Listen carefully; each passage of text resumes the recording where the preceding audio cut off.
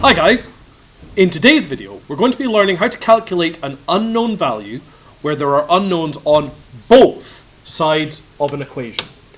So obviously, as you can see from the various letters here, this is algebra, and as such it's going to require you to have a good working knowledge of algebra already. Now there's a couple of earlier videos that come before this. I strongly recommend going over them first and making sure that you've fully consolidated the information in those videos before continuing with this one. But if you feel confident, by all means, this is a good next step in algebra. So what we've got here is an equation, but I can see that there are unknown values on both sides of the equal sign, which initially can seem a little bit confusing.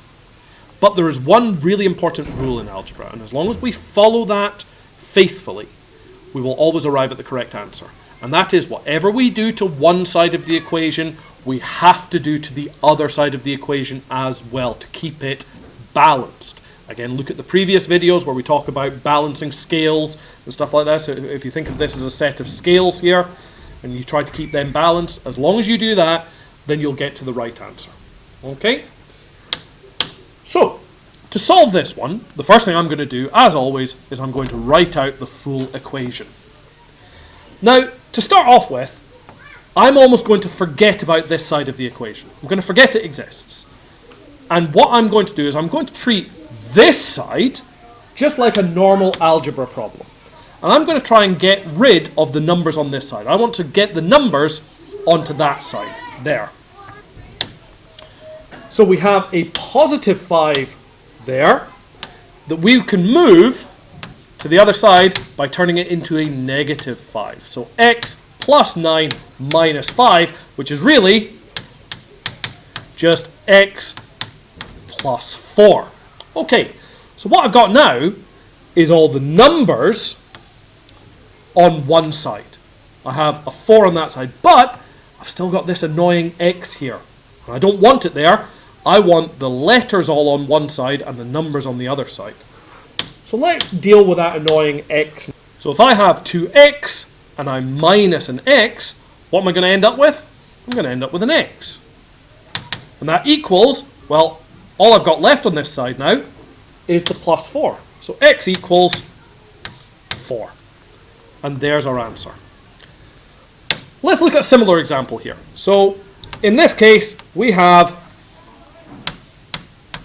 5x plus 5 equals 2x plus 14. So same procedure. Let's start off by moving that plus 5. I could take it off from this side here. Okay, so we've got 5x left on this side because I got rid of the plus 5. It's going to be 2x plus, well, it's 14 minus 5. 14 minus 5 is 9. So it's 2x plus 9. There we go, that's starting to look a bit better already. But I've got this little 2x to get rid of now. Now I could do that by taking 2x off of this side and 2x off of that side. So let's get that done. So 5x minus 2x, that's going to leave me with 3 x's there. And I got rid of the 2 x's here, so on that side I'm just left with 9. So 3x equals 9. Therefore, x is going to be 9 divided by 3. So x is 3.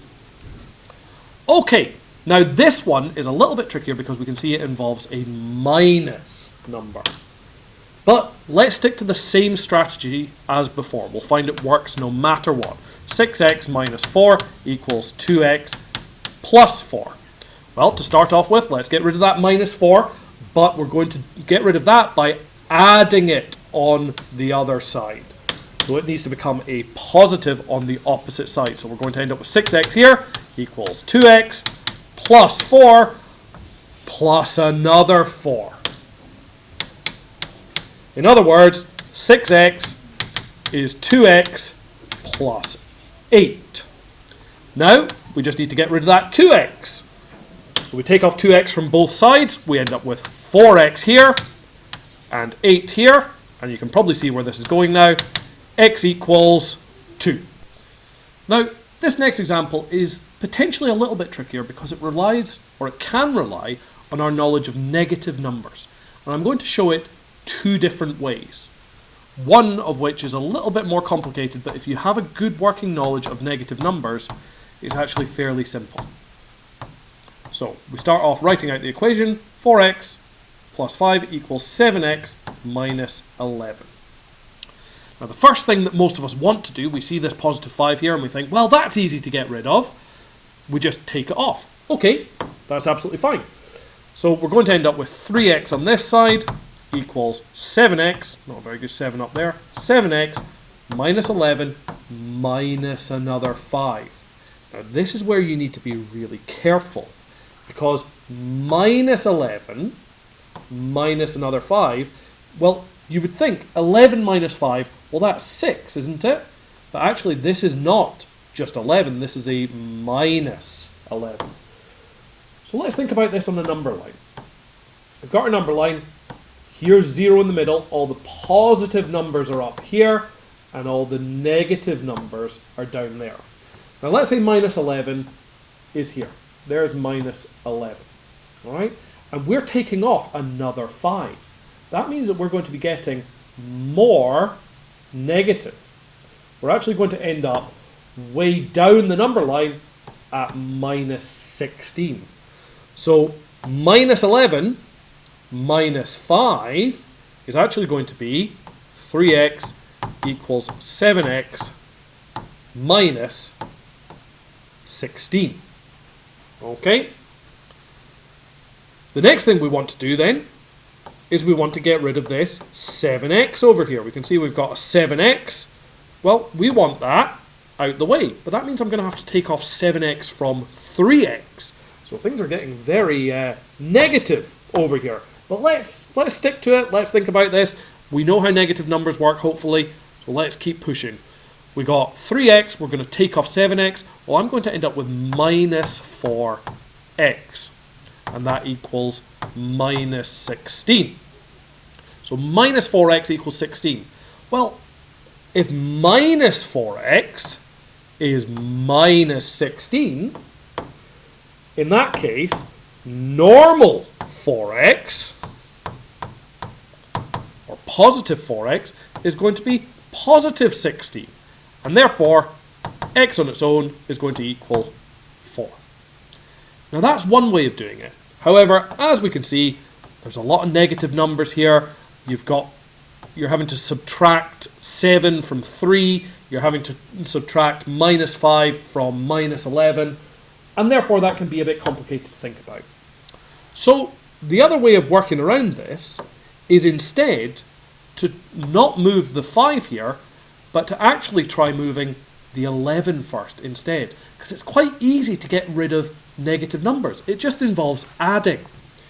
So let's try doing the same problem again. I'll work a wee bit quicker this time. Same problem again, but by clearing the minus 11 here first. So we want rid of that minus 11. Well, we do that by adding it on to the other side. So we're going to end up with 3x plus 5 plus 11. And that equals 7x. So therefore, 3x plus 16 equals 7x.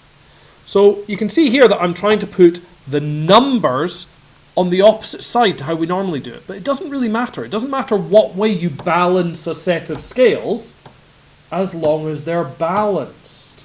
So now we can get rid of that 3x there by taking it off the 7x over here.